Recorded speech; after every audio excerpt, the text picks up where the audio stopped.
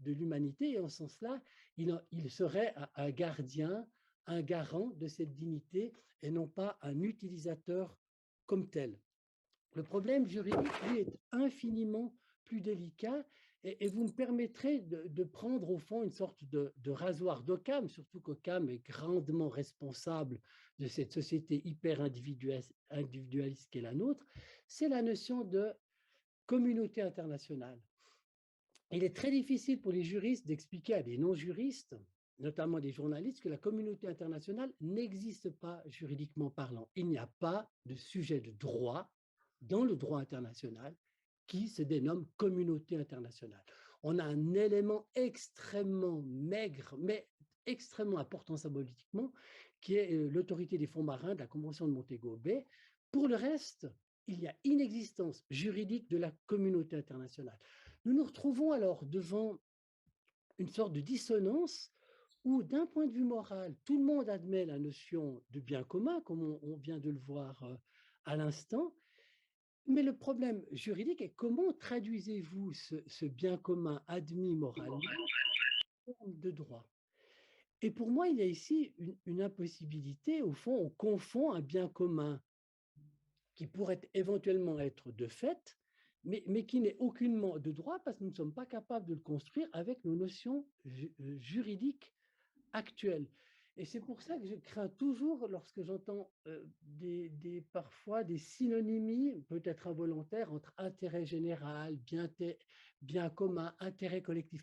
La notion d'intérêt, qui est d'origine profondément économique pour les temps modernes, indique un substrat individualiste. Et donc, l'intérêt collectif n'est jamais qu'une somme plus ou moins intelligente, plus ou moins optimale d'intérêts individuels. Or, notre problème est de quitter l'intérêt individuel parce qu'il nous faut quitter l'individu. Il y a bien donc un saut qualitatif, comme il a été rappelé, entre la notion d'intérêt commun et la notion de bien commun, celle que devrait servir précisément l'humanité. Mais alors, comment voulez-vous construire un bien commun lorsque les deux acteurs principaux de ce bien commun ont l'entier de leurs droits construit à partir d'un solipsisme moderne, un solipsisme juridique moderne, à savoir les droits individuels? Vous prenez l'individu, on le voit dans les droits de l'homme, cet individu n'a juridiquement et ne peut juridiquement s'engager dans aucune entité collective de principe. Elle sera toujours collective par construction, comme avec le contrat social. Et si vous prenez l'autre acteur principal, l'État, il est construit de la même manière en droit moderne.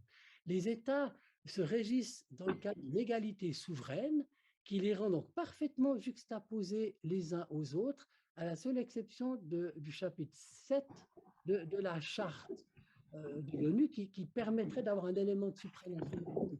Et c'est bien ce monde de supranationalité, même de méta-étatique, qui empêche, j'entends bien juridiquement, pas moralement, mais juridiquement, de construire à partir du droit actuel, me semble-t-il, un authentique bien commun.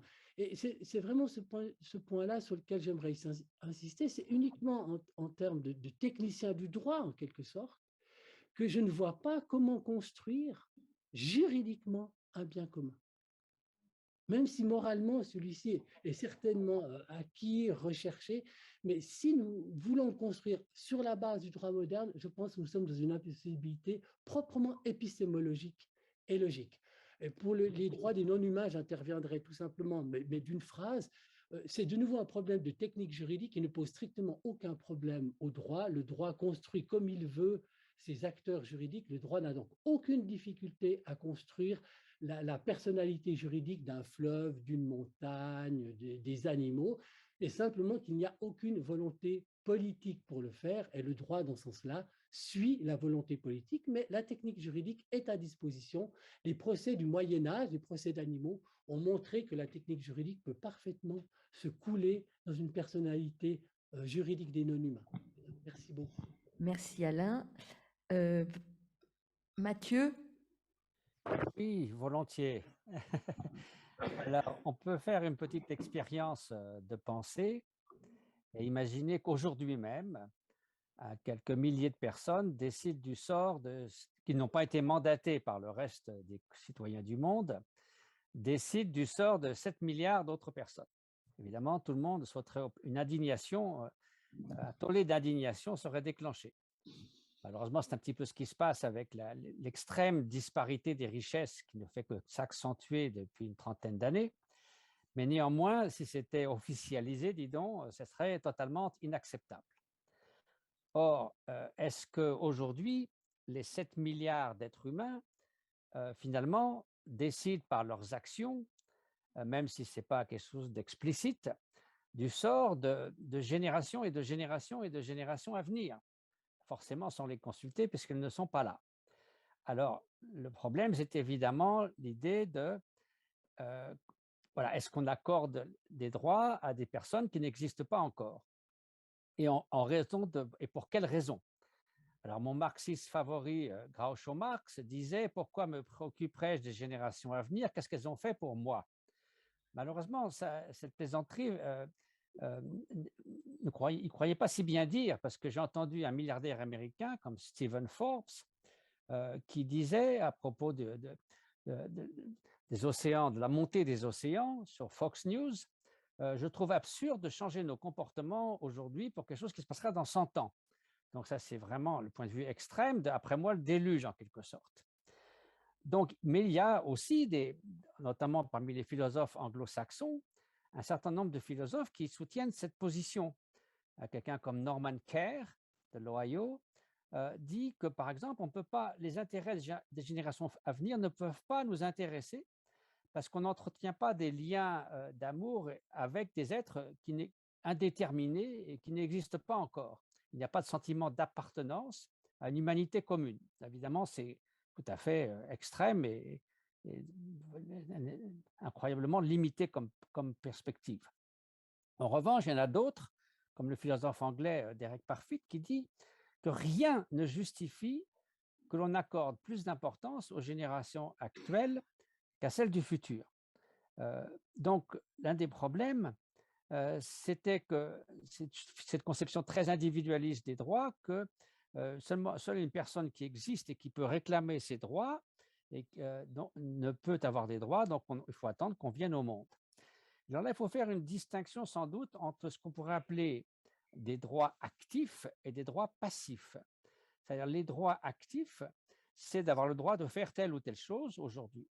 Les droits passifs, c'est le droit de ne pas être privé de la possibilité de vivre de façon décente, acceptable, sans être infligé par d'autres des souffrances totalement inutiles et inacceptables.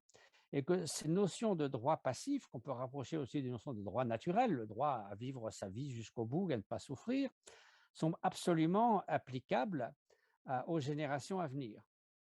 Et donc, bien sûr, il n'y a aucun doute qu'il faut avoir un principe d'équité intergénérationnelle et que de ce point de vue-là, les êtres à venir, même s'ils ne sont pas là, on sait très bien ils seront là, on sait très bien qu'ils auront le même type de sensibilité que nous, c'est-à-dire que personne ne se réveille le matin en souhaitant souffrir toute la journée et si possible toute sa vie, et que ça, on peut en être absolument sûr, et que donc on peut être certain qu'ils nous maudiront en disant vous saviez et vous n'avez rien fait, ou comme disait Greta Thunberg, c'est la trahison des générations à venir.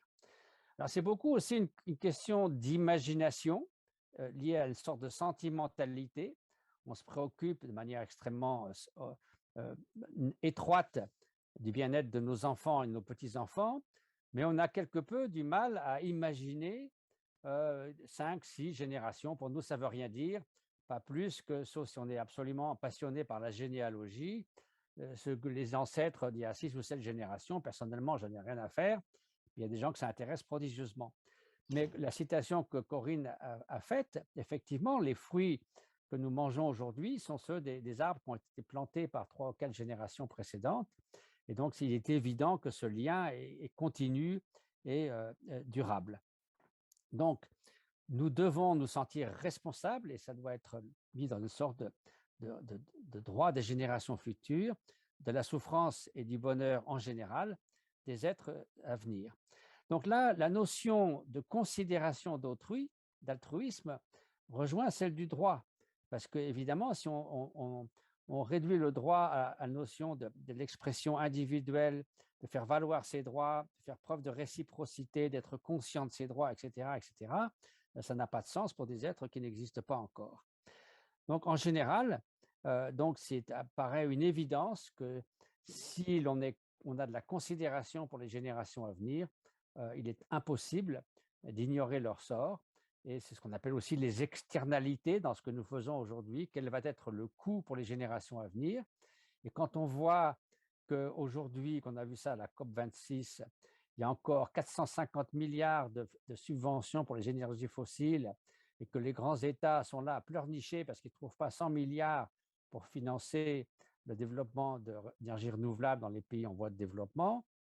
Les États-Unis ont dépensé, je crois, 1300 milliards rien que pour la guerre d'Afghanistan. On a l'impression que c'est un peu une plaisanterie de se dire qu'on est vraiment intéressé par le sort des générations à venir. Donc là, il y a vraiment une question d'altruisme, ce n'est pas simplement une question de droit. Si on a sincèrement de la considération pour les autres, on ne peut pas ignorer le sort d'êtres qui existeront pour sûr et qui vont, en raison de nos comportements égoïstes, souffrir considérablement. Et ce court-termisme, on le voit bien, ne serait-ce que dans ceux qui s'intéressent uniquement au coût économique. Les rapports de Nicolas Stern, par exemple, montrent très bien que certes, ça coûterait très cher aujourd'hui de prendre des mesures pour, en 10 ans, arriver presque à zéro émission de CO2 ou à cesser de couper toutes les forêts tropicales, mais que le coût dans 30-40 ans sera 40 fois plus élevé. Donc, même d'un point de vue strictement d'intérêt, ça n'a aucun sens. Le problème, c'est que l'évolution nous a équipés pour réagir à des dangers immédiats. Si on nous dit, là, le collège des Bernardins prend feu, tout le monde part en courant. Et si on nous dit le collège des Bernardins va prendre feu dans 30 ans, on dira, on verra bien, il sera temps de faire quelque chose. Donc ça, c'est un vrai défi. Sans doute que c'est normal que nous soyons préoccupés par les dangers immédiats. Dans les temps préhistoriques, c'était les dangers des bêtes fauves, etc. Mais ça demande un effort cognitif. Et donc, c'est ça un peu le défi. On pourrait dire que le futur ne fait pas mal, du moins pas encore, mais on peut être sûr qu'il va frapper très dur. Donc voilà, juste quelques petites considérations. Merci. Merci Mathieu. Dominique? Oui, merci Corinne. Moi, je voudrais développer rapidement 2 points. Le premier, ça concerne la définition du bien commun. Et le second, c'est les dangers à mal positionner la question des générations futures. Quand on parle de fin de siècle, 40 ans, 50 ans, je crois que là, on n'a pas compris ce qui est en train de se passer en ce moment. J'y reviendrai. Alors, en fait, je m'inscris complètement en faux vis-à-vis de la définition, par exemple, que donnait Dardot-Laval dans une perspective marxiste où les rapports sociaux sont toujours premiers et déterminent par la conscience toute autre forme de réalité. Non, il y a bien une ontologie bien particulière des biens communs. C'est très simple. Sans langue, pas de pensée, EES. Sans culture, pas de technique. Les techniques, c'est une accumulation d'améliorations différentes, ça passe par des conventions, etc. La géométrie des Grecs sans un bâton et du sable, ce n'était pas tellement possible. Sans les conventions qu'amène Descartes, il n'y a pas de progrès non plus des mathématiques, etc. Et tout ça, c'est un héritage historique. Et en ce qui concerne le climat, c'est très clair. Sans climat, pas de vivant.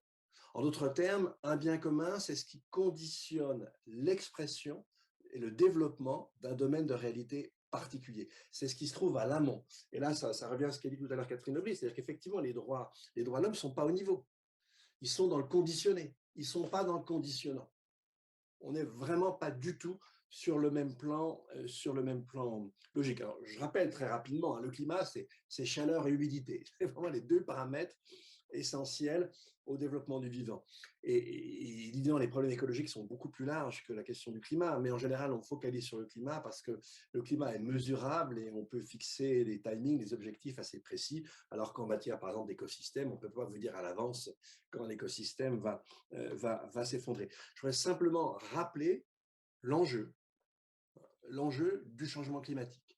Et vous rappelez que ce n'est pas un enjeu pour demain, c'est un enjeu aujourd'hui. Ça me semble vraiment très important. En fait, l'enjeu du changement climatique, c'est la péjoration et la réduction de l'habitabilité de cette planète. Il faut bien avoir ça en tête. Alors, péjoration, évidemment, c'est les événements extrêmes, etc. Mais vous savez, vagues de chaleur, vagues de sécheresse, sans même parler, si vous voulez, de l'effondrement des écosystèmes, ben, ça veut simplement dire affaiblissement de nos capacités de production alimentaire. Quand vous changez le régime des pluies et quand vous aller vers une aridité croissante, avec pardon, une redistribution de plus en plus inégale des pluies sur les territoires, à quoi vous ajoutez la chaleur, ben vous aurez, et c'est déjà le cas, cette année vous avez un problème de production mondiale de blé dur, vous aurez dès la décennie des difficultés alimentaires, évidemment aggravées la décennie suivante. Ce n'est pas la fin du siècle. On a déjà pris, en gros, entre la fin des années 70, 70 et aujourd'hui, on a connu une augmentation de la température moyenne d'à peu près 1 degré. Probablement, on va avoir pratiquement encore 1 degré, mais cette fois-ci pas en 40, mais en 20 ans. Ça va très vite. Dès le début de la décennie 2040, vous aurez des années à plus de degrés en moyenne par rapport à la première moitié du 19e siècle. Et ça, c'est déjà dans les tuyaux.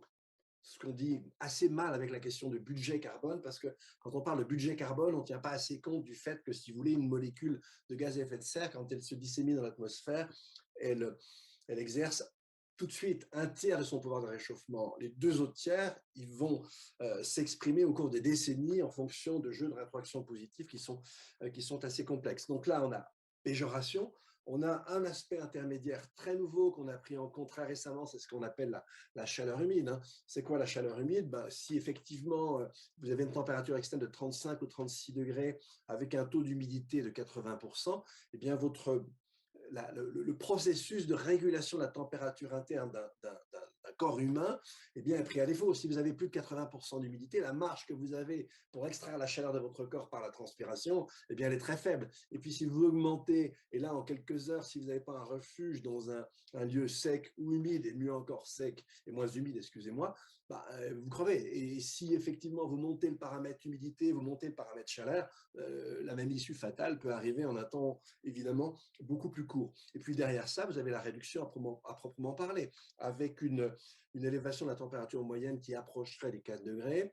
C'est 1/3 de la température, enfin 1/3 des surfaces terrestres qui offrirait une température moyenne de 29 degrés, alors que je vous rappelle, la vie n'est possible, ne peut se déployer de manière permanente et autonome que sur les régions sur Terre qui se situent entre une moyenne de 11 degrés et 15-16 degrés. Là, c'est 1/3 de la surface terrestre qui ne serait plus habitable. À ça, vous ajoutez le niveau des mers et vous avez là aussi effectivement la montée du niveau des mers.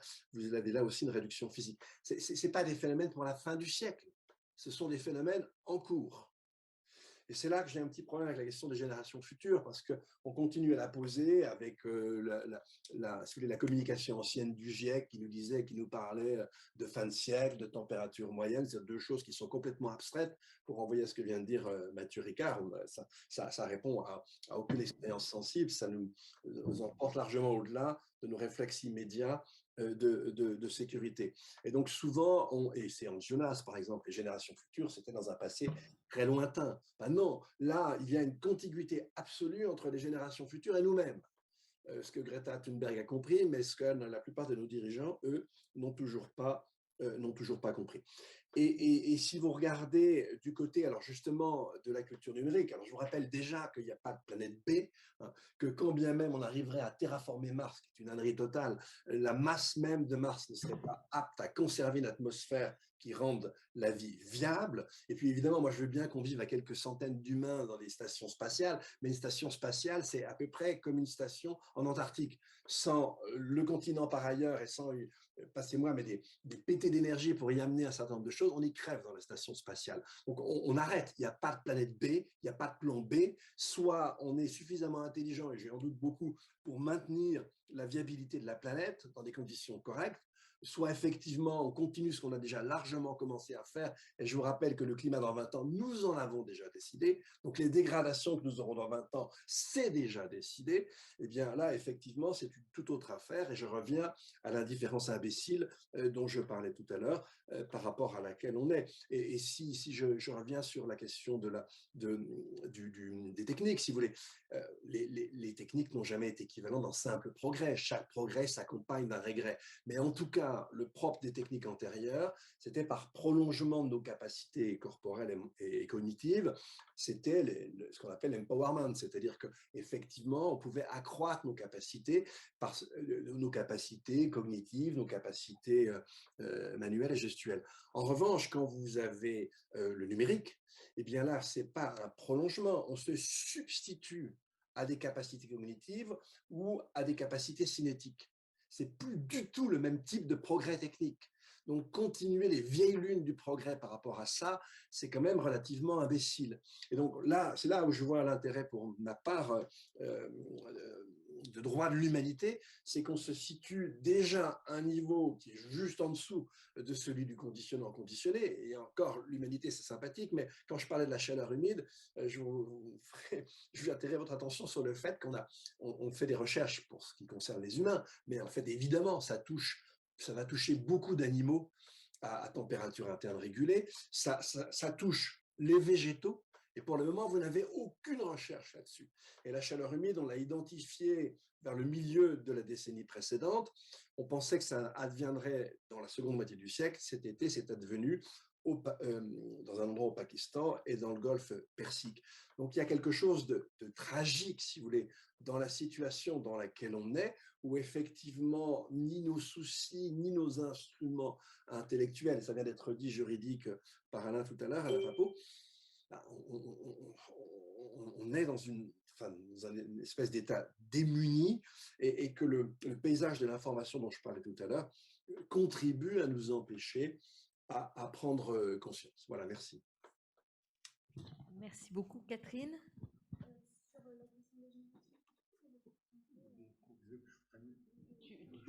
Si tu veux, ben, vas-y, commence. Il était très impatient de répondre à Alain Papeau. Oui, bien sûr.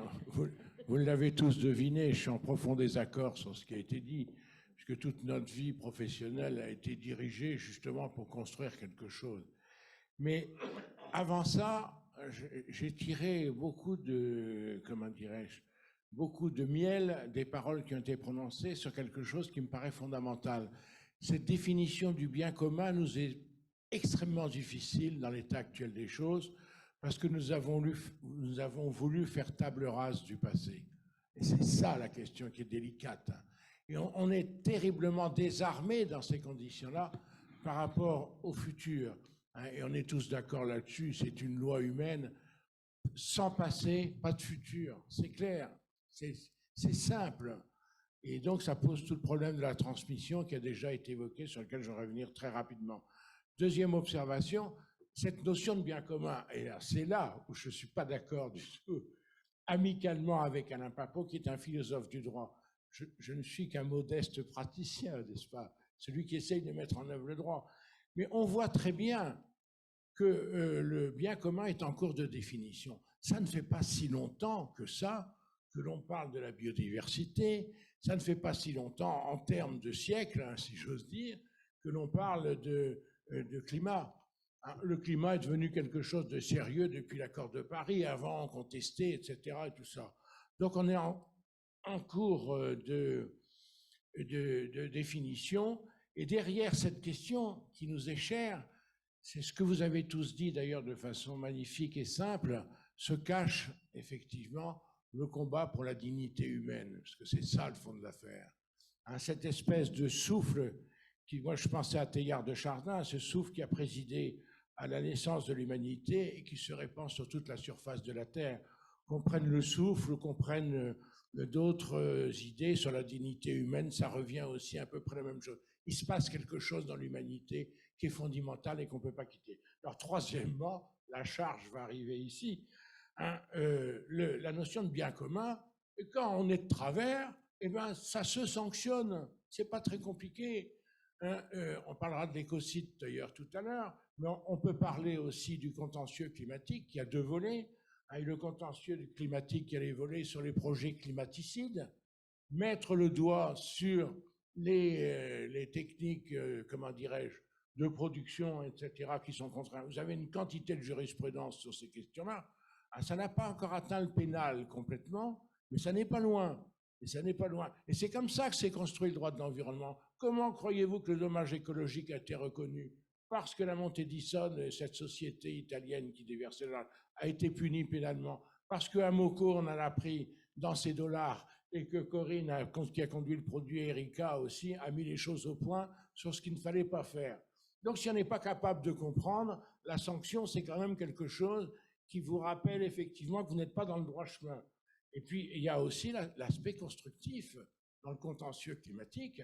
Regardez cette chose extraordinaire et délicate qui a été inventée par la société civile.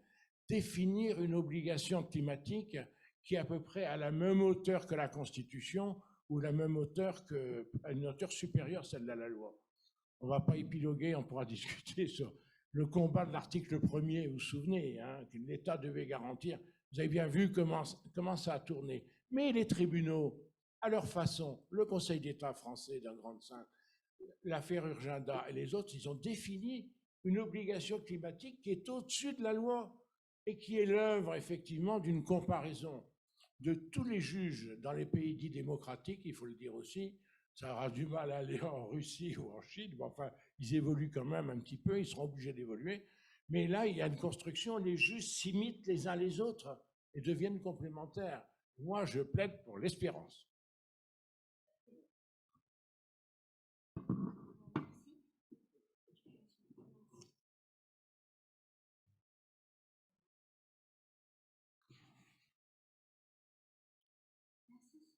Je vais essayer de continuer sur l'espérance et la mise en œuvre, les grandes espérances.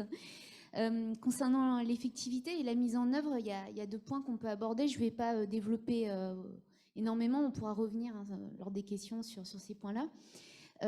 D'abord, la question de la force normative des droits de l'humanité. Donc effectivement, l'instrument le plus complet et le plus abouti, c'est la Déclaration universelle des droits de l'humanité de 2015. Hein. Et pour revenir sur la question des devoirs, donc c'est un choix fort qui a été voulu par Corinne et qui, de mon point de vue, est justifié pour plusieurs raisons. D'abord parce que dans l'Occident moderne, effectivement, on pense beaucoup en termes de droits, mais dans d'autres cultures, on pense plutôt en termes d'obligations, de devoirs d'une personne qui est intégrée à une communauté. Hein. Et puis par ailleurs, le devoir se place au-dessus en fait, des calculs d'intérêt. Ça, c'est pour la Déclaration universelle des droits de l'humanité, qui est un premier pas et qui pourrait plus tard, je l'espère en tout cas, être adoptée au sein des Nations Unies par l'Assemblée générale. Et elle compléterait en fait la Convention sur les changements climatiques, hein, qui fait référence déjà aux préoccupations communes à l'humanité, comme d'ailleurs la Convention sur la biodiversité. Donc la notion de droit de l'humanité, c'est pas une notion qui est inconnue dans l'ordre juridique international. Alain Papeau le rappelait, hein, dans la Convention sur le droit de la mer, déjà, on dote l'humanité de droits. Hein, voilà, donc c'est quelque chose qui est connu. Et puis, de manière plus large, la Cour interaméricaine des droits de l'homme elle-même a reconnu que l'environnement est un droit de l'humanité. Voilà. Donc, c'est des droits qui sont émergents. Maintenant, la question qui se pose, c'est de savoir qui, finalement, peut parler au nom de l'humanité. Donc aujourd'hui, l'humanité est ce qu'on appelle un sujet passif, c'est-à-dire elle a des droits, mais ce n'est pas un sujet actif, elle n'a pas cette capacité à les exercer, sauf dans des domaines sectoriels, hein, donc le domaine marin avec la question des fonds marins, puisque l'autorité internationale des fonds marins représente l'humanité et peut aussi agir d'ailleurs en son nom, hein, devant le tribunal international des droits de la mer. Donc les mécanismes existent, mais seulement dans des domaines sectoriels. Alors, il y a deux solutions, hein, pour pouvoir exercer ces droits. La première, c'est finalement le modèle d'une humanité centralisée. On peut imaginer une humanité qui serait représentée par une organisation internationale. Donc, de mon point de vue, c'est prématuré, c'est-à-dire que la construction politique de l'humanité doit être un préalable en fait à sa construction juridique. Donc aujourd'hui, ce qu'on peut imaginer, c'est finalement le modèle d'une humanité décentralisée. Donc une humanité qui serait plurielle, et qui seraient représentés effectivement par les individus et les groupes humains, les personnes humaines elles-mêmes, notamment les associations, les organisations non gouvernementales, les peuples, etc. Donc c'est vers ça qu'on peut se diriger aujourd'hui, et c'est de fait ce qui existe, hein, puisque ce sont les associations et les individus qui, en tout cas, vont devant le juge au nom de l'humanité aujourd'hui. Donc voilà, je pourrais revenir et développer, mais peut-être qu'on va passer à l'autre thématique. Alors, on va passer à la... On va essayer de garder une demi-heure de questions, parce qu'on en a par Internet, et puis je pense que les auditeurs dans la salle qui ont été très patients ce matin ont peut-être des questions également à nous poser. Donc, on va passer à la question du non-humain.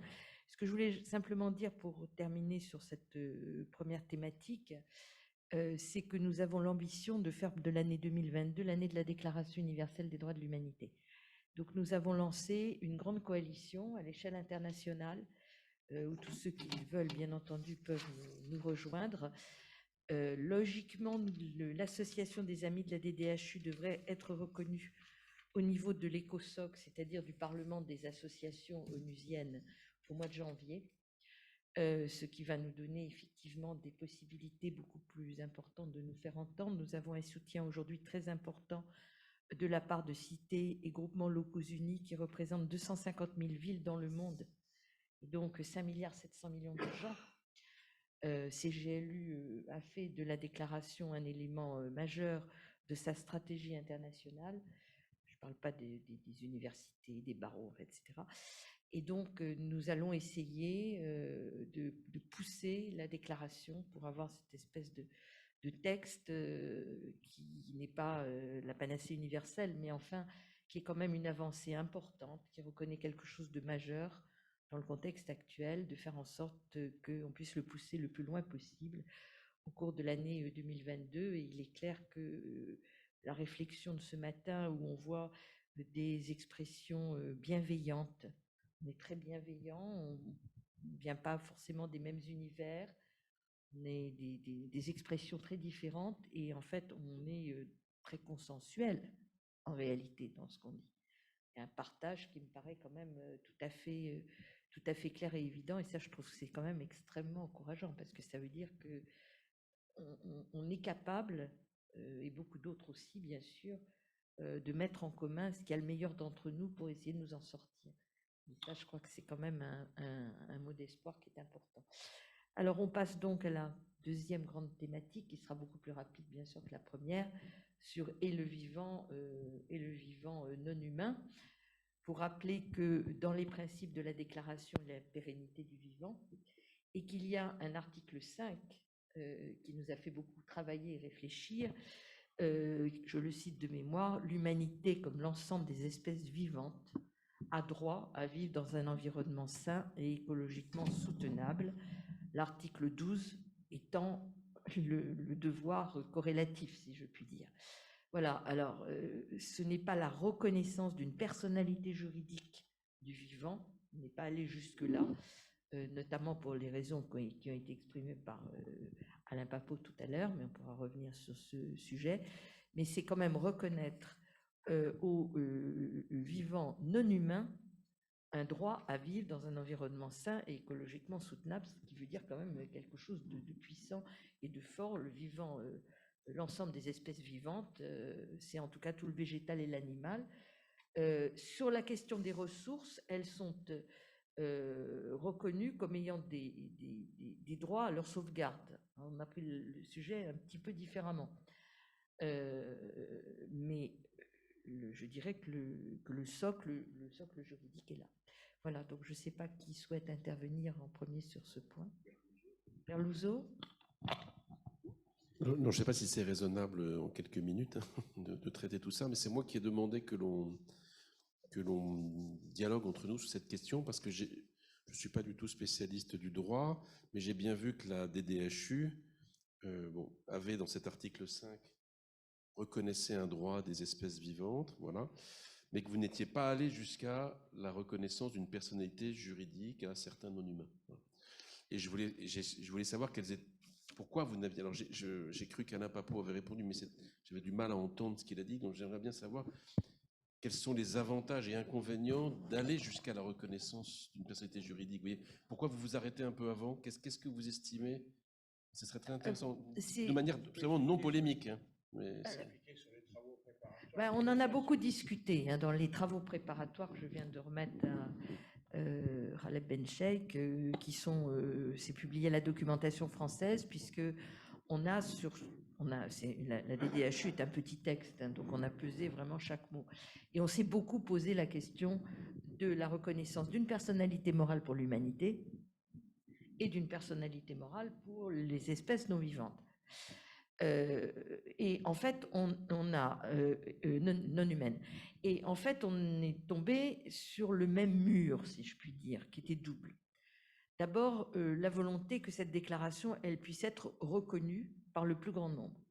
Et on s'est dit que si on allait trop loin, les États ne nous suivraient jamais. Là, pour le moment, ils ne nous ont pas suivis, mais on a quand même l'espoir qu'ils nous suivent à un moment donné du temps. Les collectivités publiques l'ont fait en très grand nombre. Je ne suis pas sûre qu'elles l'auraient fait si on avait reconnu la personnalité morale, ou tout au moins, ça aurait posé plus de problèmes dans la mesure où les collectivités qui nous suivent, elles ont toutes les couleurs politiques que vous pouvez imaginer, et elles concernent la CGLU, c'est la terre entière. Même les Chinois, Shanghai figure dans le comité directeur qui a approuvé la DDHU bien avant que l'Assemblée générale, le comité mondial, le fasse. Ça, c'était le premier sujet. Deuxième sujet, sur l'humanité, on s'est dit, quand même, au niveau des Nations Unies, on n'est pas capable de faire mieux qu'un programme des Nations Unies pour l'environnement. Vous avez une organisation internationale maritime, vous avez une organisation internationale pour la météo, vous en avez une pour l'agriculture, vous en avez une pour la santé, vous avez tout ce que vous voulez, sauf l'environnement, où on n'en veut pas, puisqu'on n'a qu'un programme des Nations Unies pour l'environnement. Donc, quand Jacques Chirac avait voulu en 2007 faire une organisation mondiale de l'environnement, il a pris une claque magnifique, personne n'en voulait. Donc, on s'est dit, si on reconnaît une personnalité morale à l'humanité, c'est très joli, mais qui va concrètement représenter cette personne morale? Il n'y a pas. Il n'y a pas. Donc, on s'est dit, on va arriver sur un échec évident. C'est-à-dire qu'il n'y aura personne en face. Il n'y aura pas d'abonnés au numéro qu'on a demandé. Pour les espèces animales et végétales, le sujet est un peu différent. Mais ce que nous nous sommes dit, c'est que le problème n'était pas celui des droits, parce qu'il n'y a pas de problème de droit, c'est le problème de la représentation. C'est-à-dire que, en tout cas, dans les droits anglo-saxons et germano-latins, parce que les droits sud-américains, c'est un peu différent.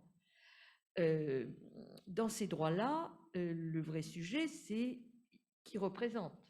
Quand vous avez la personnalité morale d'une entreprise, elle est représentée par une personne physique derrière, enfin, à la fin de l'histoire. Il faut une personnalité physique, donc un humain. Donc on va demander à un humain de représenter un non-humain. Qui va être cet humain? Si c'est l'État, zéro chance. Ça ne marchera pas. Parce que l'État n'a jamais été un défenseur de ces sujets-là. Ce n'est pas vrai. Alors, si ce n'est pas l'État, c'est qui? Est-ce que c'est des organisations non gouvernementales? Mais lesquelles? Et à la limite, elles le font déjà. Quand la LPO, qui protège les oiseaux, fait une action en justice, elle est recevable. Et aujourd'hui, elle fait indemniser le préjudice, non pas les dépenses qu'elle a faites, mais le préjudice écologique, c'est-à-dire la perte des oiseaux. Donc ça marche, comme avec le système actuel. Donc qu'est-ce que ça donnerait de plus par rapport à ce que nous avons déjà pour représenter ces animaux? Et c'est parce qu'on est tombé sur ce bec-là qu'on s'est dit c'est pas la peine d'y aller. C'est une source de difficulté et d'affaiblissement du texte. Reconnaissons les droits, et il y a déjà dans le système juridique actuel tout ce qu'il faut pour pouvoir exercer ces droits si la déclaration est reconnue. Voilà, je parle sous le contrôle de Christian et Catherine, mais c'est le raisonnement que nous avons tenu.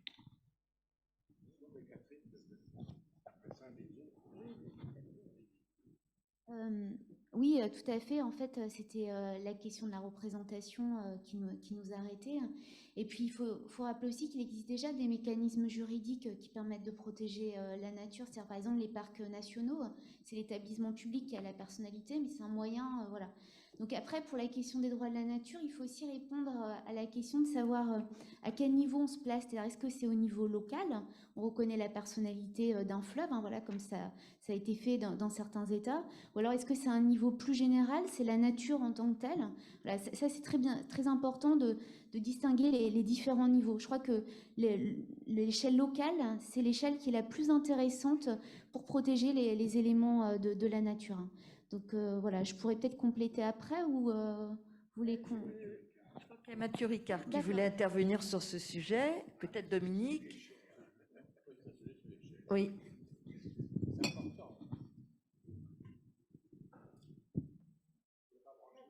Oui, volontiers. Je vais tâcher d'être bref parce que c'est un vaste sujet.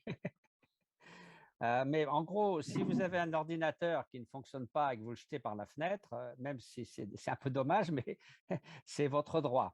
Par contre, s'il y a un chat qui vous agace et vous lui fracassez la tête sur un mur, ce n'est pas un droit, c'est un abus de pouvoir.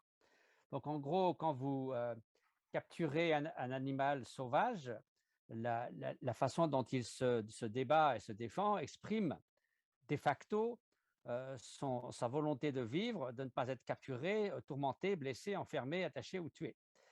Donc, ce n'est pas un droit évidemment légal, mais tout être vivant, en fait, pourrait considérer qu'il a le droit de ne pas être victime de souffrances imposées par autrui.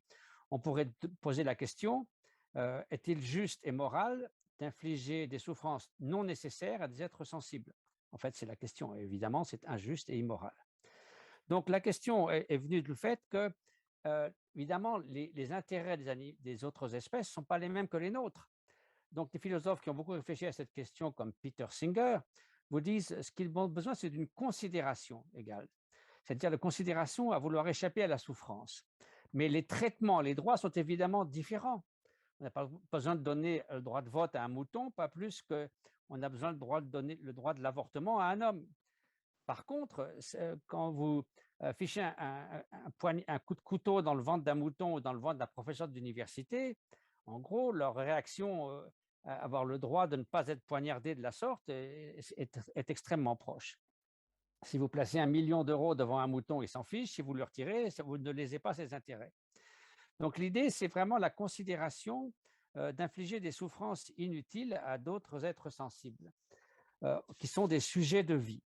Alors, les questions des droits, bien sûr, sont très complexes, et je comprends le problème de Corinne, que c'est pragmatiquement, ça serait effectivement aller vers un mur, d'essayer d'inclure ça dans des choses plus légales. Mais néanmoins, en gros, le fait que les animaux ne puissent pas exprimer leurs droits et faire œuvre de réciprocité n'efface pas le devoir de respecter leur intégrité et l'obligation de respecter cette aspiration à vivre. Donc, est-ce que c'est, comme disait Kant, des devoirs indirects, c'est-à-dire qu'en faisant en étant cruel vis-à-vis des animaux, en gros, nous pourrions avoir tendance à devenir cruels envers nos semblables? Non. Des philosophes disent au contraire, ce sont des devoirs directs.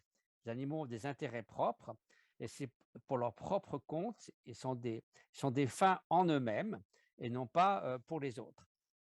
Alors, comment essayer d'intégrer tout ça? Il y a une assez intéressante théorie qui a été proposée par deux Canadiens, Sue Donaldson et Will Kimlinka, qui disent en gros dans Zoopolis qu'il y a 3 sortes, on pourrait considérer, de droits des animaux. Les animaux sauvages sont un peu comme un peuple. Donc, ils ont le droit qu'on respecte leur habitat, leur biotope, leur manière de vivre, leur environnement, et on n'avons pas le droit de détruire l'environnement qui leur permet de prospérer, de continuer à se reproduire, etc. Donc, on peut les traiter presque comme un État indépendant. On peut penser aux forêts équatoriales, etc. Il y a les animaux domestiques, et là, nous avons des devoirs directs de les traiter correctement, ce qui n'exclurait pas une forme de symbiose où chacun y trouve son bien. Par exemple, faire la traite des vaches qui met sans pour autant leur infliger des souffrances, tout en prenant soin de leur santé, etc., etc. Et puis, donc, vis-à-vis des animaux domestiques, nous avons des devoirs et nous pourrions avoir des bénéfices mutuels. Et puis, il y a ce qu'on pourrait appeler les animaux commensaux, comme les pigeons des villes, etc., qui sont en sorte des résidents vers lesquels nous n'avons pas de devoirs, mais simplement leur laisser le droit d'être là et le droit de vivre. Alors, pour ce qui est des choses légales, c'est effectivement très compliqué cette notion de personne.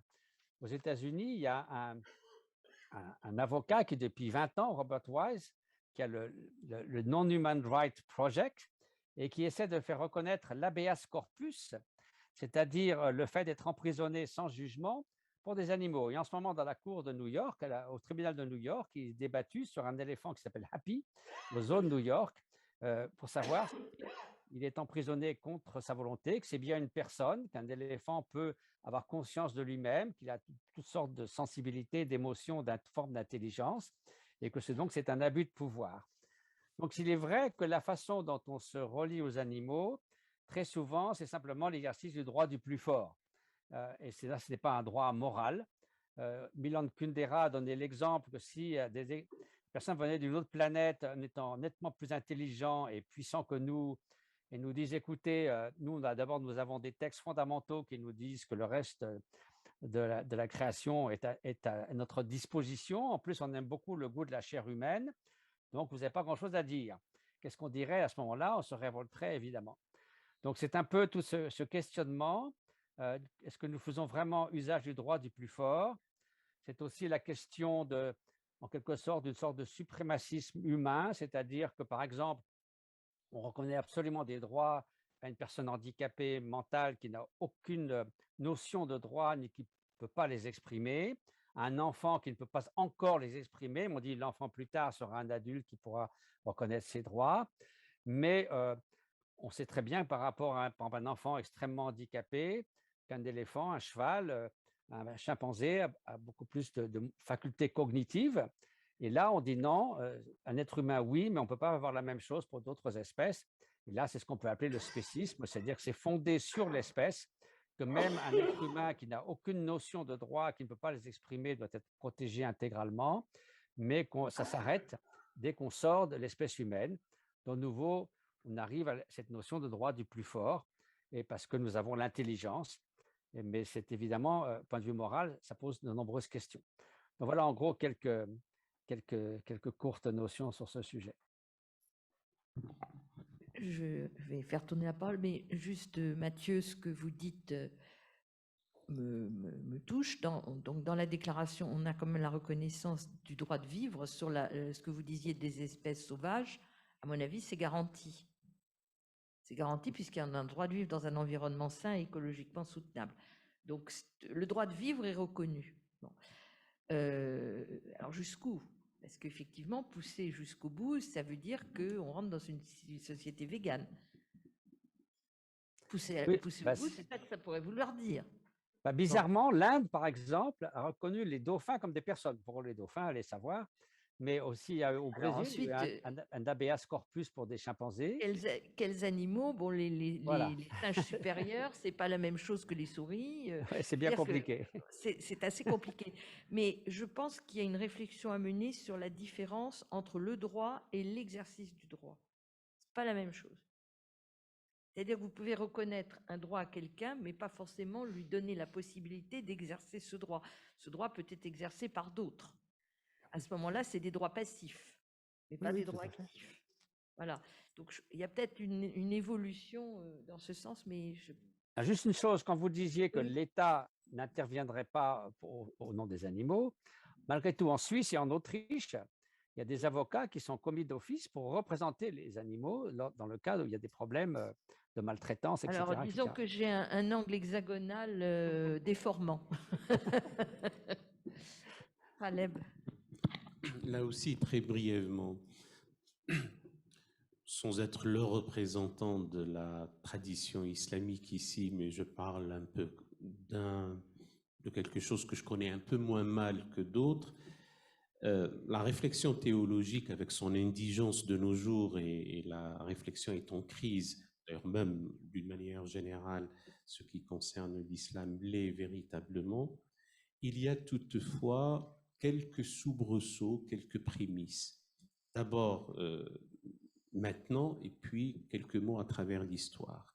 En ce qui concerne maintenant, il y a la fameuse déclaration qui est passée plus ou moins inaperçue de la Mecque du 29 mai 2019, qui parle de la préservation du vivant, donc de la vie, et surtout un principe de la non-souffrance que l'on inflige à des êtres sensibles. Et les animaux sont reconnus comme des êtres sensibles. À travers l'histoire, puisque je le fais en style télégraphique, il y a, j'y ai pensé en écoutant Mathieu Ricard, à ce procès qui a été rapporté dans une des épîtres des frères de la pureté. Alors que, enfin, malheureusement, comme il y a une présentation de l'histoire mutilée et mutilante, sinon je ne serais pas en train de vous expliquer qui sont les frères de la pureté. C'est cette fameuse société savante, une société secrète des pythagoriciens ismaéliens, 9e, 10e siècle. Et d'ailleurs, pour l'anecdote, c'est quelqu'un qui a trahi, en quelque sorte, en donnant les noms de quelques protagonistes de ses frères en pureté ou les frères de la pureté. Et l'une de leurs épîtres, ils en ont commis 52, mettait en scène un tribunal tenu par des animaux, mais celui qui était jugé, c'était l'homme, pour ses outrances, pour ses excès, pour son comportement injuste à l'encontre, notamment du vivant, des arbres et des animaux. Et l'homme a été condamné. On est globalement en 980, donc on est au Xe siècle, en tout cas le dernier quart du Xe siècle. Ce sont des choses qui se trouvent dans le patrimoine, non seulement de la civilisation islamique, mais aussi de l'humanité. De nos jours, il est clair que l'abattage rituel, le halal, etc., commence à poser problème à la conscience des croyants, et notamment des croyants musulmans. Et l'on s'achemine petit à petit à reconsidérer tout cela. C'est vrai que c'est encore loin. Maintenant, je sors de la sphère islamique. Toutes les questions de la chasse, du plaisir qu'on a à infliger aux animaux, autre chose que ce qui serait nécessaire, c'est se défendre, et que je sache, moi, paraît-il que l'ours n'attaque pas, fait semblant d'attaquer. Il y a des choses de cet ordre qu'il faudrait connaître. Donc, je résume mes propos en disant: on reconnaît aux animaux le caractère sensible, ce sont des êtres sensibles. On reconnaît aussi aux arbres la vie en tant que telle, et il n'y a aucune raison d'attenter contre la vie, aussi bien chez les animaux que chez les végétaux. Alain, de Dominique et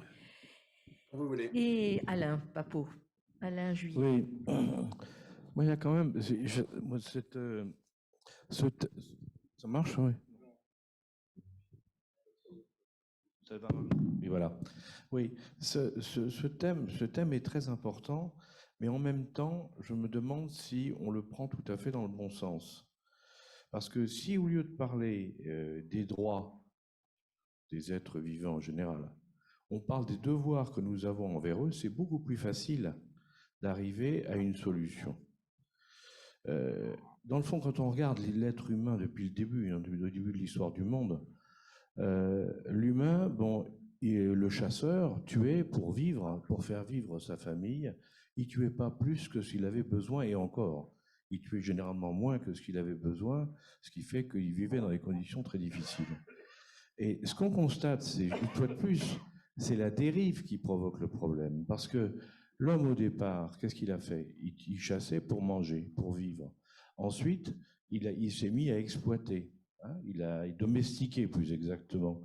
Il a domestiqué des êtres vivants. Et puis ensuite, il a continué, il les a vraiment exploités, alors de plus en plus. Et puis on est arrivé à l'époque actuelle, où là, on a dépassé ça. On est vraiment beaucoup plus loin, parce que aujourd'hui, on fait de la surexploitation. On transforme génétiquement l'animal. On fait tout pour qu'il puisse être le plus rentable possible. Et là, ça veut dire qu'on nie complètement toute qualité à l'animal. Et en définitive, ça c'est paradoxal, parce qu'à un moment où les générations actuelles, avec raison, luttent et protestent contre toutes les formes d'esclavage et d'exploitation, eh bien, dans le même temps, on accepte que l'humain surexploite des êtres vivants, d'autres êtres vivants, et ça choque pratiquement personne. Moi, ça pose un vrai problème. Et là, je pense que notre problème, c'est le devoir. C'est un manque de devoir à notre responsabilité. Et j'avais noté, moi aussi, un autre point. C'est la question de savoir à quel niveau il faut arrêter la conception, enfin, du moins, à quel moment il faut arrêter notre jugement, c'est-à-dire les êtres vivants. Jusqu'à quel niveau sont les êtres vivants, hein? Est-ce qu'il faut s'arrêter aux animaux? Est-ce qu'il faut s'arrêter aux vertébrés, aux invertébrés? Est-ce qu'il faut s'arrêter aux fleurs? Pourquoi pas? Aux plantes? Est-ce qu'il faut s'arrêter aux métaux? Hein, moi, chez nous, les francs-maçons, on travaille dans l'alchimie en particulier, et dans l'alchimie, on dit que le métal est vivant. Hein. Donc, à quel niveau il faut l'arrêter? Et là, ça devient extrêmement compliqué. C'est pour ça que le devoir me paraît plus simple que le droit. Mais d'un autre côté, hein, on peut aussi se poser la question, je le dis devant le père Louzeau, mais moi ça m'a toujours frappé, quand à une époque, après le Moyen-Âge, à la Renaissance, on disait, mais en fond, est-ce que les animaux ont une âme, hein? Et la réponse c'était, oui, Saint François parlait aux oiseaux. Hein, et puis après, moi je dirais, le Petit Prince, il parle à la rose. Hein, et c'est pas plus mal. Et aujourd'hui, et si on va aujourd'hui, on a vu des films où l'homme parlait aux chevaux. Donc, il y a donc de ce côté-là, d'un côté, on a toujours fait des pas en avant pour essayer de créer des liens et se comprendre. Et puis d'un autre côté, c'est vrai qu'on a dérivé et on dérive de manière abusive aujourd'hui. Et alors, le dernier point que je voulais dire, c'est que tu as été mentionné tout à l'heure par Mathieu Ricard, et pour moi c'est très important.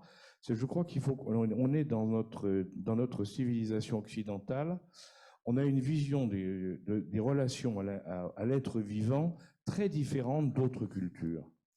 Regardez, si on avait ici un Indien avec nous, par exemple, ou un Hindou, plus exactement avec nous, hein, je ne pense pas qu'il aurait les mêmes réactions, parce que déjà chez eux, il y a un certain nombre de pas qui ont été faits, hein, alors que nous, on était encore au balbutiement. Mais ce que je trouve bien, je ne vais pas faire la promotion des DHU, encore que j'en suis convaincu, hein, mais ce que je trouve bien, c'est que justement, déjà, on commence à poser le problème. Hein, ce que disait Corinne, hein, et ça me paraît essentiel, parce qu'il y a un vrai problème de fond, dans lequel là encore, il ne faut pas être dogmatique, il ne faut pas être outrancier, mais il y a une réalité qu'il faut regarder en face. Merci Alain. Dominique? Oui, rapidement. Je pense que la difficulté qu'on a à penser le climat est celle qu'on a à penser nos relations vivantes de manière générale, même origine. Notre civilisation mécaniste qui naît à la fin du XVIe et début du XVIIe, elle va poser le fait que ce qui nous entoure, ce n'est qu'un agrégat de particules inertes, régies par une loi unique et s'entrechoquant les unes les autres. Et donc, ce qui est plantes, ce qui est animaux, ce ne sont que des machines, et il y a une espèce de partage ontologique énorme. D'un côté, on a les êtres humains capables de penser, et de l'autre côté, on a tout le reste qui n'est que, qui n'est que moyen livré à nos fins. Et finalement, comme on s'identifie à Dieu, on peut carrément aussi imaginer nous-mêmes, et c'est les fantasmes aujourd'hui des transhumanismes, qu'on pourrait vivre hors de cette terre. Donc, toutes les difficultés viennent de la même origine. Maintenant, moi, je ne suis pas du tout, à l'aise avec, si vous voulez, la postérité philosophique de Bentham. Hein. Comme la philosophe australienne Val Plumwood, je pense que c'est jamais qu'un élargissement du partage moderne. Hein. C'est-à-dire, d'un côté, il y a les êtres sensibles, et de l'autre côté, il y a tous les êtres. Tous les autres êtres. Donc, ce qu'on sait aujourd'hui sur la biologie végétale fait que ça ne tient pas debout 30 secondes. Alors, déjà, de toute façon, c'est une posture métaphysique, mais il y a une unité du vivant. Le vivant comporte une forme d'intelligence, c'est pratiquer les stratégies, etc. Il en va des végétaux comme de nous, même si, évidemment, ils n'ont pas de système nerveux. Mais quelque chose que, là, je ne vais pas reprendre ce que j'ai développé dans le livre là, avec Sophie, Primauté du vivant, mais en fait, moi, je défends une posture moniste, qui fait qu'il n'y a pas de pensée sans matière et réciproquement. Donc ce partage moderne je ne le suis absolument pas, et donc je pense qu'il mène à des absurdités. Vous avez certains éthiciens qui pensent qu'effectivement, pour réduire la quantité de souffrance dans le monde, eh bien, il faut flinguer tous les, tous les grands prédateurs sur Terre, parce que comme ça, on va diminuer la souffrance. La prédation est vraiment quelque chose qui est inhérente au vivant, et nous l'avons pratiqué durant des centaines de milliers d'années, et on continue d'une certaine manière, et en fait, on lui a substitué un traitement de l'animal bien plus horrible. Donc voilà, pour moi, il faut faire, c'est compliqué à dire, mais en fait, il y a un problème pragmatique. Je reconnais bien les difficultés que Corinne, Christian et Catherine tout à l'heure ont mentionné. Et il y a un problème philosophique de fondement. Et donc là, eh bien, je n'épouse pas du tout cet élargissement, si vous voulez, d'une modernité exclusive, par ailleurs, qu'on va trouver dans l'héritage de Bentham. Quant au fait de savoir si on doit manger de la viande ou non, ça a toujours été problématique pour l'humanité. On a des traces dans la Bible, on a des traces partout.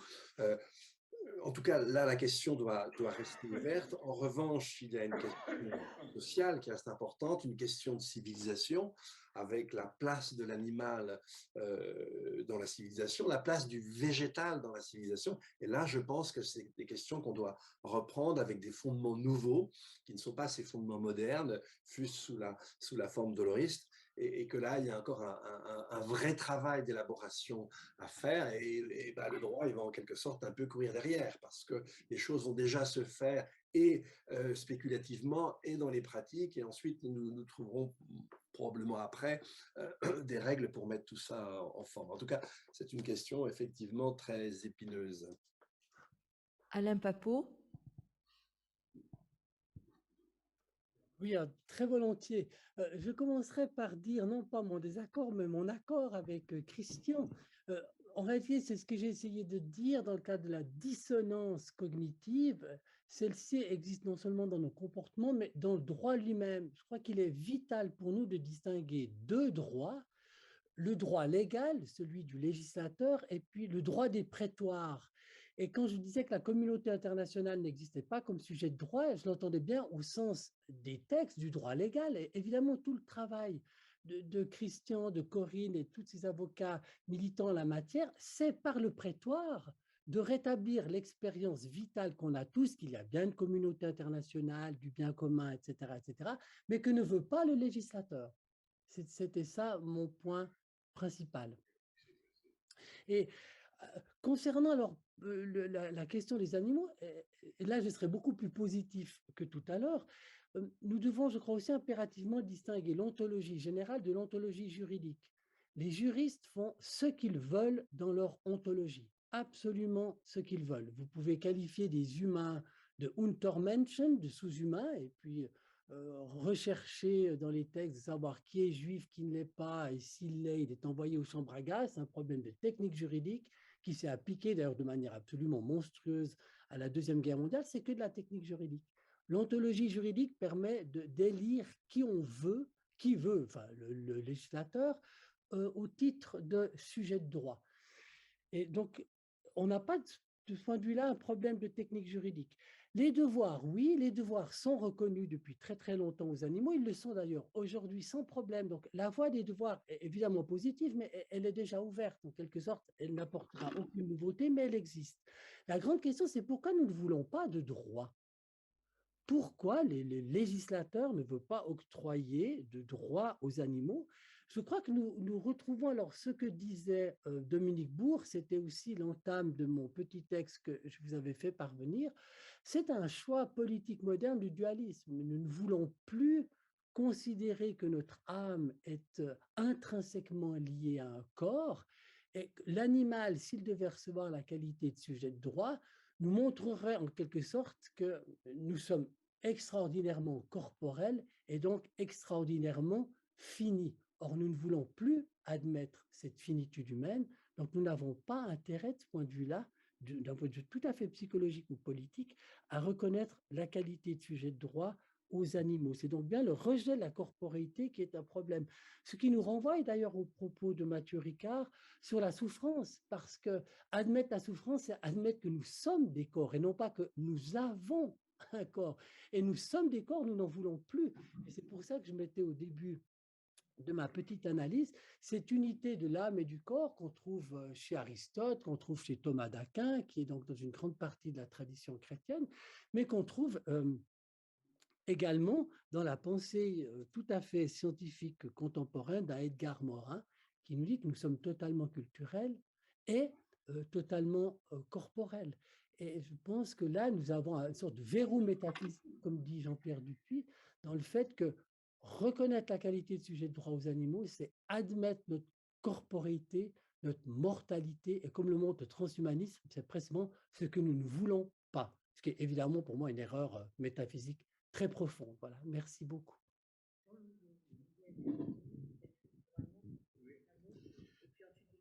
Non, mais c'était simplement pour répondre à deux choses qui ont été dites, pour dire mon accord avec Dominique et puis Alain.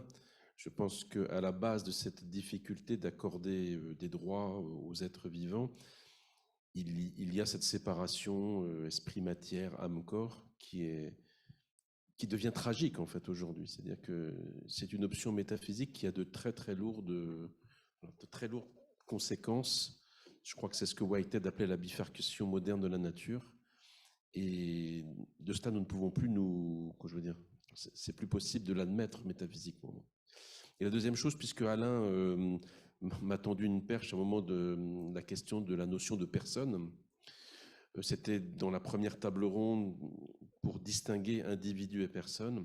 Je crois que je me suis posé la question en préparant cette table ronde de savoir si la pensée chrétienne pouvait reconnaître, par exemple, les animaux ou les végétaux comme des personnes. La plupart des théologiens catholiques que je connais aujourd'hui me voueraient au bûcher de dire cela. Mais si on prend un long regard sur l'histoire de ce concept-là, on s'aperçoit qu'au départ, le concept de personne a été, si vous voulez, utilisé dans la tradition chrétienne pour les personnes divines. Au départ, on utilisait ce mot de personne, dans au moins les 5 premiers siècles, que pour parler des personnes divines, au fond de la pluralité en Dieu un. Voilà. Ce n'est qu'au VIe siècle, avec un certain Boès, qu'on est passé, en fait, qu'on a appliqué analogiquement, comme on dit, par analogie, le concept de personne aux êtres humains. Mais vous voyez, bon, alors ça ne va pas sans difficulté, etc. Il faut expliquer le fonctionnement de cette analogie. Mais si on a été capable, dans la tradition chrétienne, de passer du Dieu au-delà de tout, du Dieu Trinité au-delà de tout aux êtres humains, je ne vois pas ce qui nous empêcherait de franchir aussi, tout en maintenant justement des règles d'analogie, voilà, les différences entre des hommes et des êtres vivants non humains. Dit encore autrement, si on comprend la personne comme étant à la fois ayant une double dimension, un être unique, insubstituable, irremplaçable d'un côté et un être de relation de l'autre, alors on peut l'appliquer analogiquement aussi à tous les vivants, et même d'ailleurs à tous les non-vivants. Voilà, on peut l'étendre, je crois vraiment, sans aucune injustice commise envers l'humain en disant cela. Et ce qui est intéressant par rapport à la première table ronde, c'est que si on requalifie tout notre système de pensée politique et juridique, non plus sur la notion d'individu, mais de personne, alors on peut appliquer de manière analogique ces droits et devoirs de la personne aussi à des collectifs. Ce qui était la question que j'ai posée à la première table, et quid des familles, quid des peuples, etc. Donc, pour dire que là, il y a quelque chose de très intéressant, à mon avis, à poursuivre. Mais une double réflexion sur la partie philosophique. Il y a quelque chose de passionnant dans ce que vous dites les uns les autres, c'est la recherche de l'unité du vivant. C'est une très grande richesse faite en réalité. D'autre part aussi, il y a des réflexions qui se font actuellement sur une seule santé. Par exemple, la santé de la planète, la santé de l'environnement, la santé des animaux, la santé de l'homme, etc. Il y a une recherche d'unité. Et il y a aussi, derrière ça, ce qui me paraît fondamental, la définition, si j'ose dire, des limites de l'humanité, certaines limites de l'humanité, qui nous conduit a une conduite qui est très importante. Vous avez prononcé le mot tout à l'heure, une certaine humilité. Humilité pour pouvoir rebondir et remettre les choses à leur place. Après ça, rapidement sur le droit, la moindre des choses quand on parle de droit, c'est que le droit soit effectif.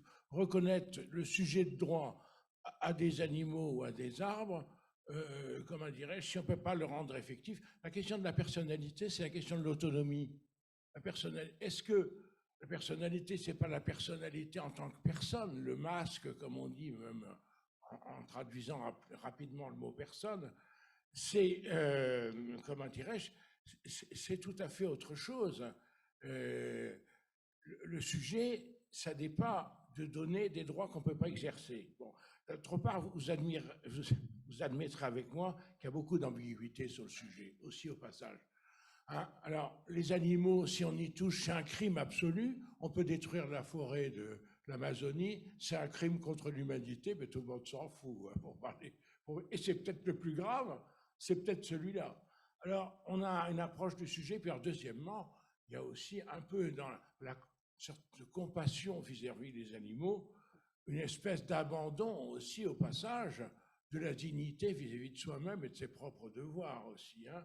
C'est bien de penser aux animaux, mais pensez à votre dignité aussi. Alors, il reste une dernière chose, j'ai avec moi un ouvrage qui est passionnant, Sarah Van Uxem, Des choses de la nature et de leurs droits. Elle traite de ce sujet-là, mais elle développe, et Catherine le fera mieux que moi, si j'ose dire, tout ce qui est la question des communs, des servitudes, etc. et tout ça. Et on arrive à des résultats adjacents par des techniques juridiques qui sont indirectes, mais qui répondent absolument aux besoins de façon plus adéquate et plus effective. Voilà. On a une question, je crois, de nos participants Internet. S'il y a des questions dans la salle, bien sûr, on les prendra. Juste un mot pour laisser place aux questions, hein, et pour insister, comme les autres participants, sur l'idée d'interdépendance entre l'humanité et la nature, c'est-à-dire qu'on a trop tendance à les opposer. C'est notre pensée occidentale, mais il faut vraiment les penser ensemble. Hein. Et c'est exactement ce que dit Philippe Descola, puisque là, pour reprendre ses propos, il explique que l'Amazonie n'est pas une forêt vierge, puisque depuis 12 000 ans, les Amérindiens y ont domestiqué des plantes. Hein. C'est-à-dire qu'il ne faut pas confondre anthropocentrisme et utilitarisme. Hein.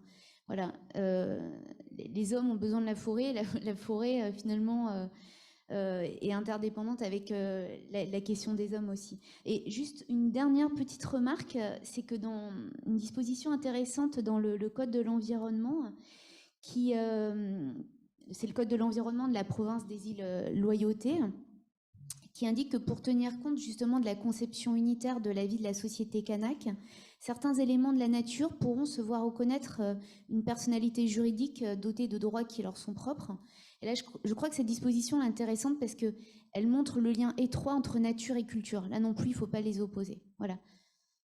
Merci beaucoup. Alors, on va passer aux questions. Julie va avoir la gentillesse de passer le micro. Donc, nous avons une question là, la dame en blanc. Voilà. Bonjour Corinne. Madeleine Gilbert, secrétaire nationale. Excuse-moi, je ne t'ai pas reconnue. Alors, je ne vois pas de loin et avec le masque, je te présente mes excuses, je ne t'avais pas reconnue. Voilà, donc je voulais juste apporter un témoignage et aussi une transmission.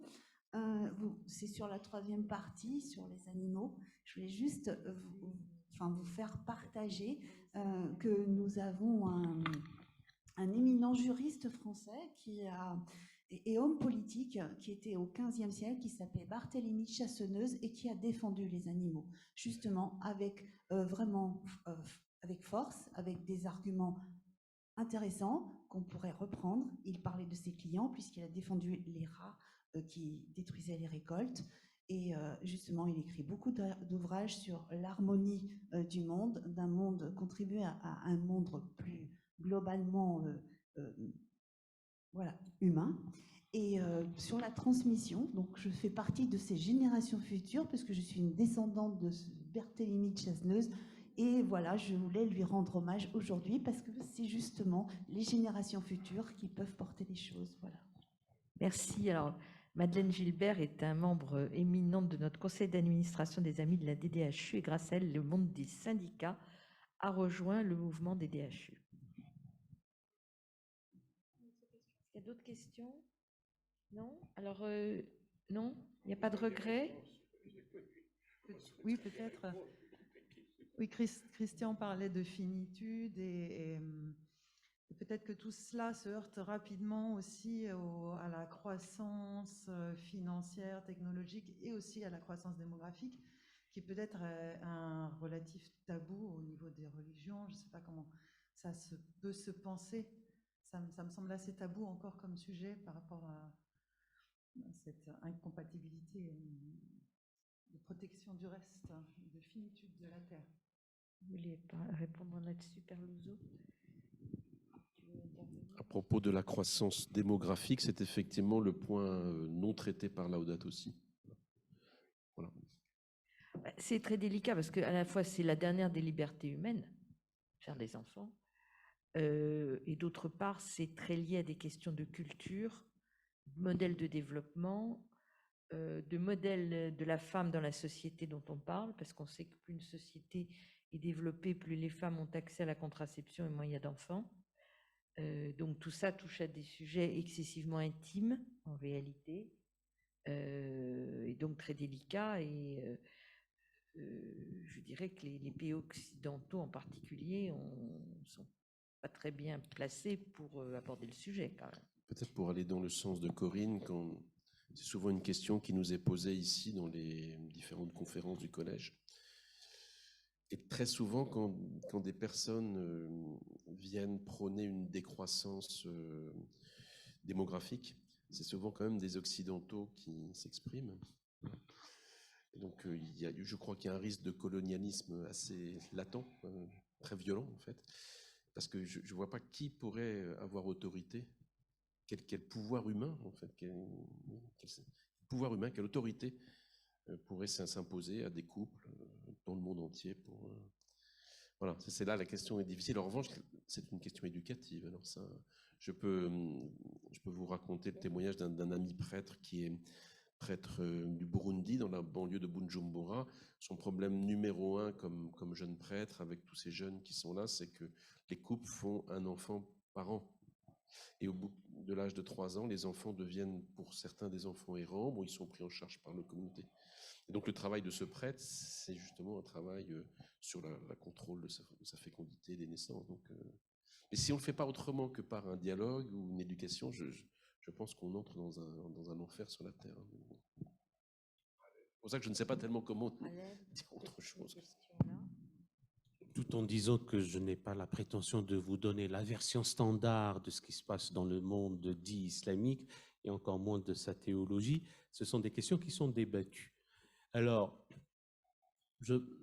sans avoir une autorité centrale, un souverain pontife qui parle au nom de tous, et notamment dans l'obédience sunnite, il y a des avis. Et l'avis maintenant, sans limiter les naissances ou aller à la décroissance, il y a cette idée d'espacer les naissances pour garantir au moins une vie décente et un bien-être pour les familles. Ça ne sert à rien d'avoir une procréation comme ça à tout va. Il y a donc cette réflexion. Le deuxième point, qui est d'ordre philosophique maintenant, avec le transhumanisme et cette idée de... je crois que c'était Alain qui avait parlé tout à l'heure d'une vie à perpétuité. En tout cas, le fait d'abolir la mort de la mort, comme on dit, quel sens donne-t-on à la procréation dans ce cas précis? Et je le dis sous le contrôle de Mathieu Ricard, pour vérifier si la parole est apocryphe ou pas, on attribue au Dalai Lama de dire peut-être qu'un jour, moi-même ou d'autres pourraient se réincarner en homo ordinator, c'est-à-dire que ma conscience ne serait pas, le futur Dalai Lama ne sera pas un humain, mais peut-être un ordinateur ou une autre forme de conscience. Quel sens donne-t-on à la procréation dans ces cas précis? Ce sont des débats, des spéculations métaphysiques et philosophiques pour lesquelles on n'est pas encore arrivé. Je pense qu'il faut peut-être s'en tenir à cette idée d'une sobriété heureuse, de ne pas aller vers la prodigalité. Une croissance comme ça, c'est de la mesure en tout, y compris au niveau des familles et de la procréation. Question au premier rang. Oui, c'est plutôt un témoignage. Donc, Nathalie Meusy, je voudrais faire un témoignage, je l'espère porteur d'espoir. J'ai été responsable du développement durable et de la RSE à l'Agence spatiale européenne. Et en 2016, j'ai eu l'occasion de conduire un projet un peu novateur. On a interviewé, on a fait débattre les citoyens des 22 États membres de l'Agence spatiale européenne sur le futur du spatial en Europe, quels étaient les désirs des citoyens, leurs rêves, leurs peurs, ce qu'ils souhaitaient du plus profond de leur être pour construire l'espace de demain. Vous pouvez imaginer le nombre de questions et de réflexions qui se sont tenues. Et je vais vous donner les conclusions de ces plus de 2000 citoyens des 22 États. Ils plaidaient pour un humanisme écologique. Ils mettaient en priorité la protection de l'environnement. Ils plaidaient pour plus de responsabilités individuelles et collectives. Ils voulaient aussi la réparation et la restauration des dommages sur la Terre, mais aussi dans l'espace. Et ils trouvaient très important l'information et la communication appropriée. Là, on en revient à notre débat de tout à l'heure. Ils voulaient la bonne information au bon endroit par les bonnes personnes. Il y a 2 mois, j'ai fait une intervention à la Semaine de l'espace à Mérignac et j'ai posé à plusieurs classes de 3e certaines des questions qu'on avait posées aux citoyens européens. Et je me suis dit, bon, que vont-ils vouloir? Que vont-ils espérer? Et je dirais qu'ils ont été encore plus radicaux que les citoyens européens. Ils ont plaidé pour une responsabilité individuelle et collective aussi. Et ils m'ont dit, textuellement, « On a déjà colonisé et abîmé toute la Terre, qu'on laisse l'espace tranquille, surtout pas de commercialisation, il faut plus de respect. » Merci, en espérant que ce n'est pas trop tard. Je crois que nous avons une question, à moins qu'il y ait d'autres questions dans la salle, mais je n'en vois pas, de nos internautes. Alors, c'est une question de Monsieur Osterling qui dit « Vous avez parlé des droits et des devoirs vis-à-vis du vivant et de la nécessité de rendre des comptes à notre environnement, dont nous sommes partie intégrante. Êtes-vous en cela favorable à une évolution de la comptabilité pour représenter une image plus fidèle des interactions entre organisations humaines et environnement humain et non humain, la première fonction d'un système d'information comptable étant de prendre en compte et non de compter. En résumé, doit-on étendre la comptabilité aux capitaux naturels et humains à condition de reconnaître le capital comme une dette?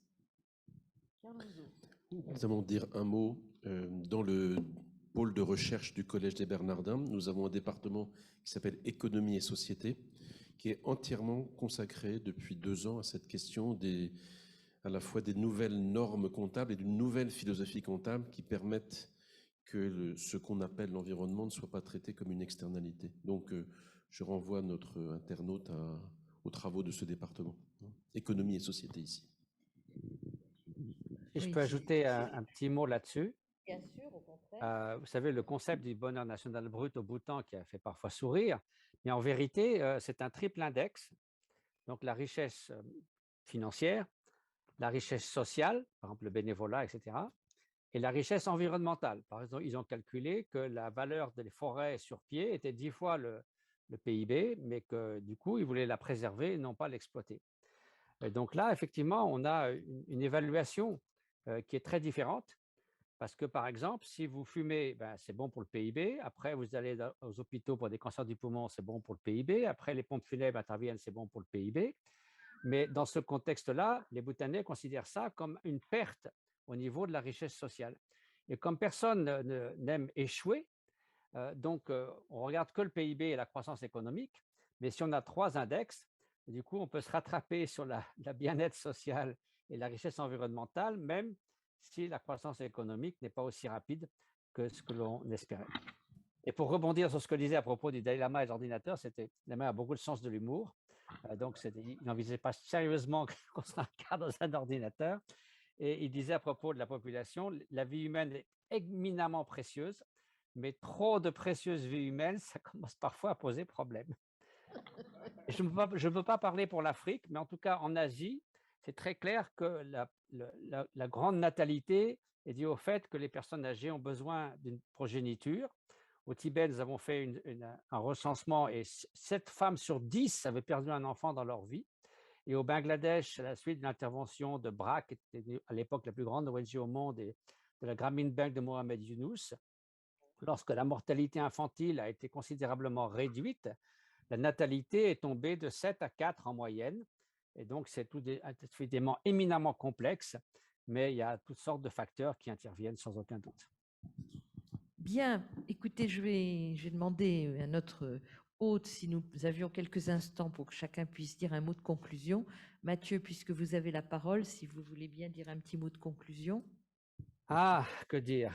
Sinon que l'égoïsme ne fera pas l'affaire si on veut s'asseoir autour d'une même table et essayer de résoudre le court terme, c'est-à-dire une femme en Afrique qui a besoin de nourrir ses enfants dans les jours qui viennent.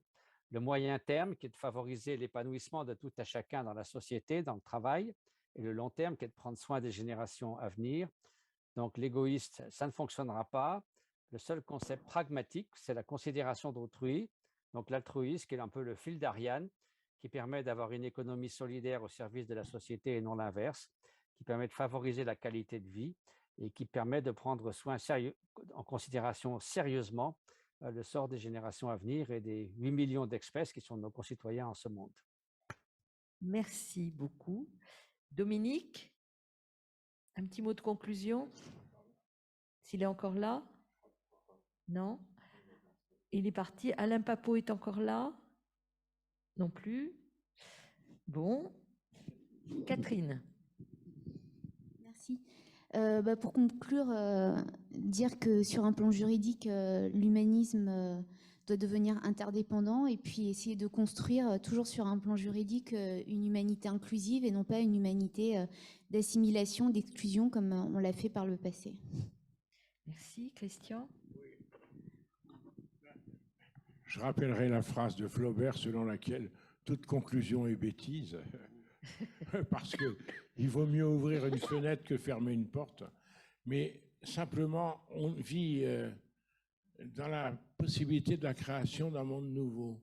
Et moi, c'est la seule chose qui m'intéresse, c'est effectivement cette immense espérance et cette possibilité de construire qui est presque tragique, mais qui est tellement magnifique et à la hauteur de ce que nous devons faire. Merci. Khaleb? Alors, dans le sillage de ce qui a été dit à l'instant par Christian, je ne ferai pas de conclusion, du coup. Donc, j'informe simplement, et si vous m'y autorisez tous, de parler en votre nom et de ce que nous avons fait aujourd'hui. Je pars après-demain, vendredi 10 décembre, qui est la journée mondiale ou internationale des droits de l'homme. Donc, je vais à Genève pour parler de l'importance des droits de l'homme, de leur caractère universel, même si je suis un peu méfiant sur le qualificatif universel, depuis que j'ai appris que lorsqu'on parlait du suffrage universel, il n'était que masculin. Et après, on s'était rendu compte qu'il y avait aussi les femmes. Donc, du coup, je parle plutôt de ce qui est universalisable. Et là, je parlerai aussi de la Déclaration universelle des droits de l'humanité.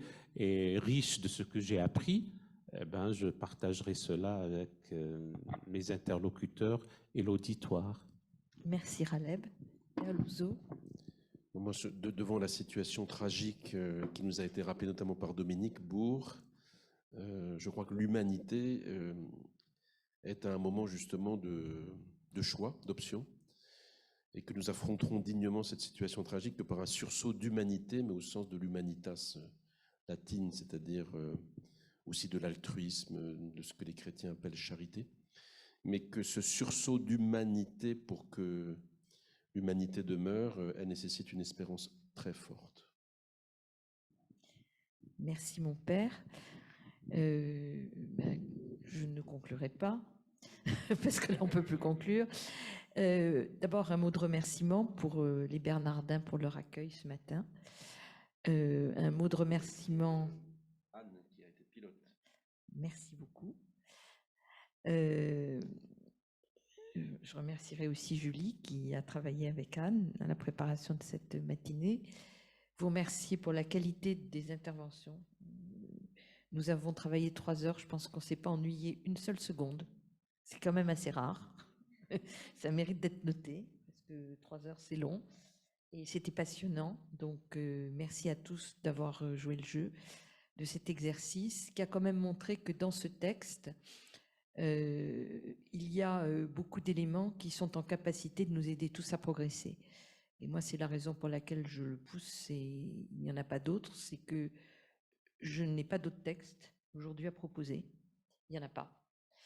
Que c'est le seul qui est signé à la fois par des personnes publiques et des personnes privées, ce qui est quand même très intéressant. C'est-à-dire que c'est signé par des villes, par des organismes interétatiques, par des universités, mais aussi par des entreprises, des ONG et beaucoup d'individus et beaucoup de personnalités qui soutiennent ce texte, et que dans les temps très difficiles que nous vivons, je pense qu'il y a un vrai message d'espoir, c'est-à-dire d'être en capacité de mettre en commun ce qu'il y a de mieux chez chacun d'entre nous pour partager cette idée de la dignité et de la responsabilité qui sont quand même le fondement de ce qui fait la qualité humaine. Voilà, merci beaucoup.